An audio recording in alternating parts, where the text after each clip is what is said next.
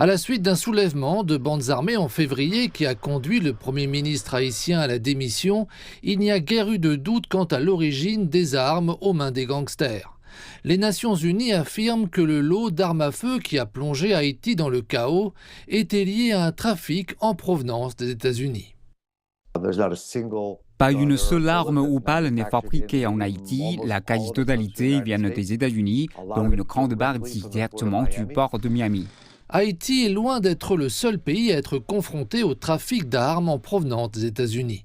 Au sud de la frontière, le gouvernement mexicain estime que 200 000 armes entrent illégalement dans le pays chaque année.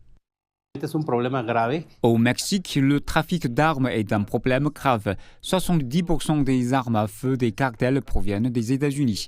Elles sont disponibles dans tout le pays et permettent aux criminels d'être souvent mieux équipés que les forces de sécurité locales.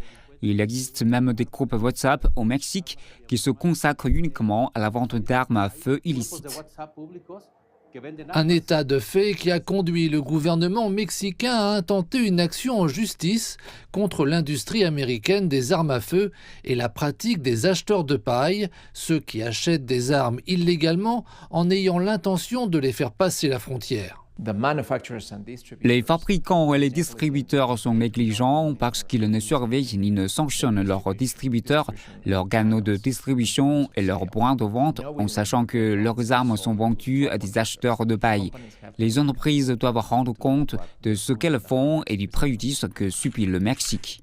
L'une des cibles de l'action en justice intentée par le Mexique est Amo EZ, dont des armes à feu ont été retrouvées sur de nombreuses scènes de crimes mexicaines. L'entreprise appartient à Virachart Murphy, qui défend farouchement ses pratiques commerciales.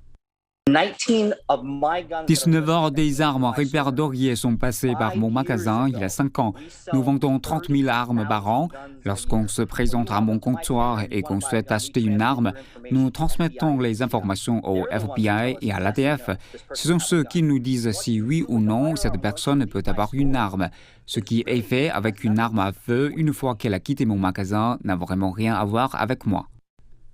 Mais même le commerce légal des armes peut poser des problèmes.